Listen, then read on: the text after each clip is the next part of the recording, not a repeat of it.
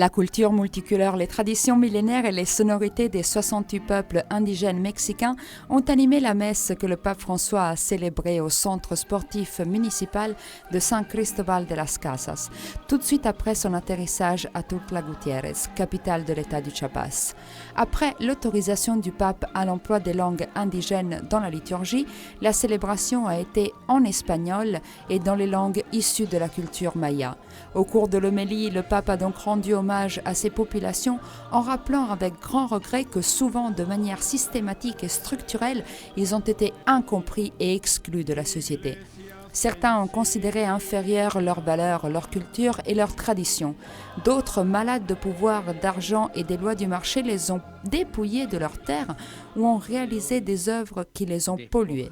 Face à un passé douloureux et à un présent toujours pas facile, le pape a invité à un examen de conscience qui nous enseigne à demander pardon et à apprendre ce que les peuples indigènes ont à nous enseigner, surtout dans le respect de la nature qui est source de nutrition, maison commune et hôtel du partage humain.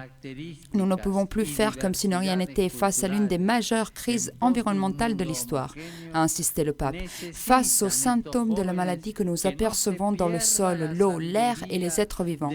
Dans un monde dénudé par la culture du déchet qui a perdu la valeur de la gratuité, nous ne laissons pas anesthésier l'âme, a conclu le pape, et ne permettons pas que l'oppression, le mauvais traitement et la dégradation soient la monnaie courante.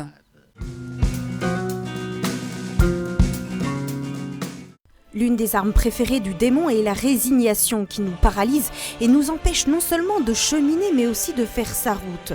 Non seulement elle nous fait peur, mais elle nous enferme dans nos sacristies et nos sécurités apparentes. Non seulement elle nous empêche de nous projeter, mais elle nous empêche de prendre des risques et de faire des choses. Dès son arrivée à Morelia, le pape François a célébré la messe dans le stade Venustiano Carranza avec les prêtres religieux, religieuses et consacrés et séminaristes qui l'ont accueilli avec des chants joyeux. La recommandation du successeur de Pierre a été avant tout la prière qui nous permet de nous adresser au Seigneur comme Père, qui nourrit le témoignage et ne fait pas tomber dans la tentation de la perte de mémoire. Nous ne sommes pas et nous ne voulons pas être des fonctionnaires de Dieu, a-t-il dit. Nous ne sommes pas et ne nous souhaitons pas être des employés de Dieu parce que nous sommes invités à participer à sa vie. Nous sommes invités à nous introduire dans son cœur, un cœur qui prie et vit en disant « Notre Père ». Au cours de la célébration, le souverain pontife a aussi rappelé la figure du premier évêque de Michoacán, Vasco Vázquez de Quiroga, un évangélisateur connu aussi sous le nom de Tata Vasco, comme l'Espagnol qui se fit indigène.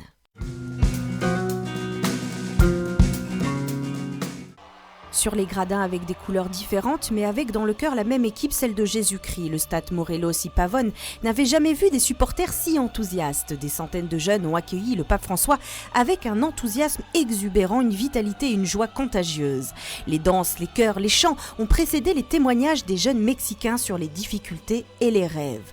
Le pape leur a alors indiqué le Fils de Dieu comme unique source d'espoir, celui qui jamais ne nous dirait d'être des tueurs à gages, mais qui nous appelle disciples. Jamais il ne nous enverrait à la mort, car tout en lui est une invitation à la vie, une vie en communauté, une vie en famille, première école de la nation où on apprend la solidarité et où on apprend à se disputer et aussi à nous embrasser.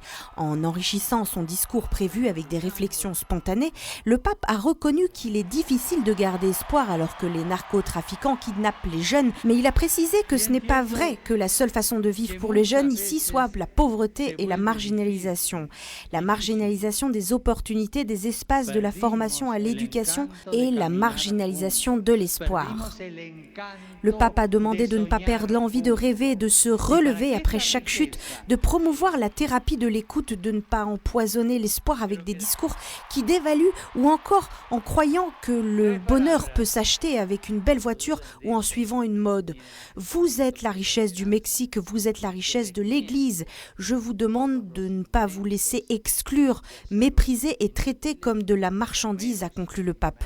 Avant de rencontrer les jeunes, il s'est rendu dans la cathédrale de Morelia où des centaines d'enfants l'attendaient.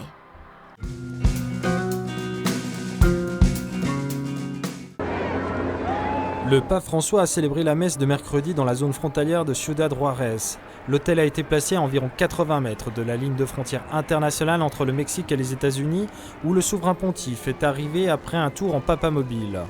Une étendue de terre aride, comme l'insensibilité dont est capable l'homme, un fil barbelé à perte de vue, où trop de fois sont restés piégés les rêves des hommes et des femmes désespérés, et les rives du Rio Grande, dont le cours placide évoque la purification des larmes.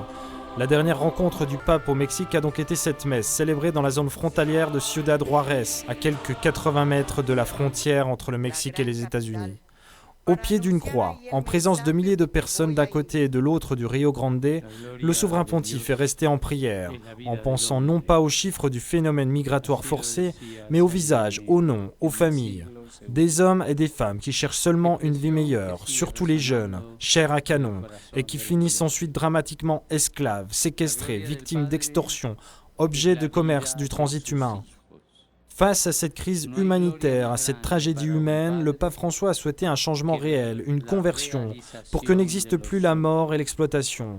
Pleurez pour l'injustice, pleurez pour l'oppression, a-t-il dit. Ce sont les larmes qui peuvent ouvrir la voie à la transformation.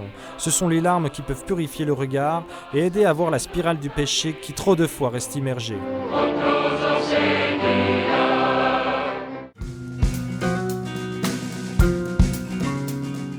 À son retour de son voyage au Mexique, le pape François a retrouvé la place Saint-Pierre qui l'a accueilli avec la même affection que d'habitude. Des dizaines de milliers de personnes sont venues à Saint-Pierre pour sa deuxième audience jubilaire qui se déroule dans le cadre de l'année jubilaire et qui a vu aujourd'hui la participation des associations des donneurs de sang. Le pape leur a demandé de vivre leur foi de manière cohérente avec un style de vie qui exprime la miséricorde de Dieu et aussi de davantage respecter les premiers engagements, ce qui signifie d'assumer une responsabilité, un devoir envers quelqu'un et qui suppose un style, une attitude de fidélité et de dévouement particulier. Toutes nos activités, que ce soit au travail, dans la prière ou en faisant du sport, font appel à l'engagement. Dieu s'est engagé lui aussi, d'abord en créant le monde, mais son engagement le plus grand, a précisé le pape, fut de nous donner Jésus. En Jésus, Dieu s'est engagé à nous rendre l'espérance, à la rendre à ceux qui en ont le plus besoin, les pauvres, ceux qui sont privés de dignité, aux malades, aux prisonniers et à tous les pécheurs. L'invitation du pape est donc de faire correspondre l'amour que Dieu a pour nous avec notre engagement quotidien. Je pense par exemple à notre engagement envers les personnes abandonnées, envers ceux qui portent un handicap très lourd, les personnes les plus atteintes, les mourants, envers ceux qui ne sont pas en mesure d'exprimer leur gratitude.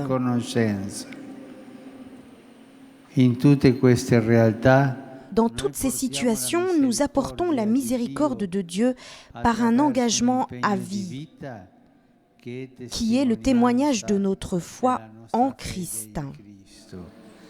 Nous devons toujours porter aux autres cette caresse de Dieu, car Dieu nous a caressés avec sa miséricorde.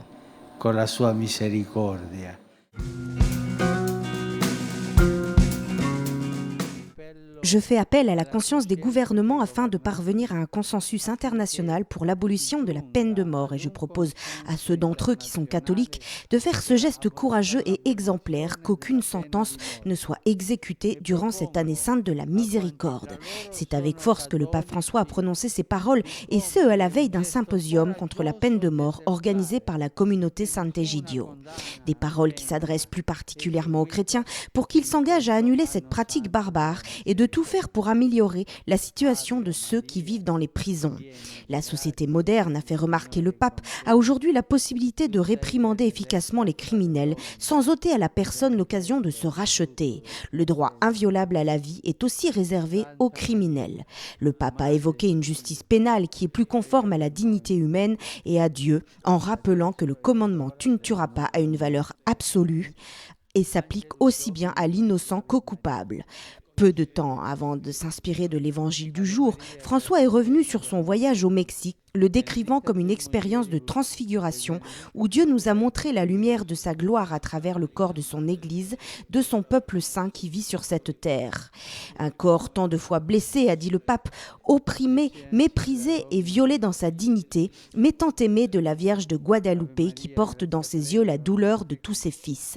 Le patrimoine du Mexique, a conclu le pape, est de préserver la richesse de la diversité et de manifester l'harmonie de la foi commune, une foi franche et robuste, accompagnée d'une grande vitalité et humanité. Le souverain pontife a ensuite tenu à faire une louange spéciale pour sa rencontre historique avec le patriarche Kirill de Moscou à Cuba, un événement défini comme une lumière prophétique de la résurrection à la paix et à l'unité dont le monde a besoin. À la fin de l'Angélus, le pape a exprimé cette parole aux personnes présentes, la miséricorde, une aide spirituelle pour nous aider dans le chemin de conversion durant ce carême.